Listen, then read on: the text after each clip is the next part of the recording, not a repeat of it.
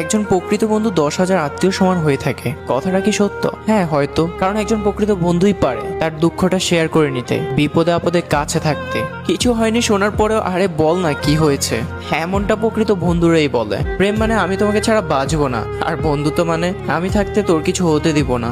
ভালোবাসার জন্য কখনো নিজের বন্ধুকে মরতে দিও না, কারণ জীবনের শেষে দেখবে বন্ধুরাই সাথে রয়ে গেছে, ভালোবাসা নয়। একটা কথা মানতেই হবে, আপনার বন্ধু আছে বলেই কঠিন মুহূর্তগুলো হাসি মুখে কাটিয়ে দিতে পারছেন। বন্ধুরা এমন একটা জিনিস যারা পাশে থাকলে খারাপ সময়গুলো ভালো হয়ে যায়।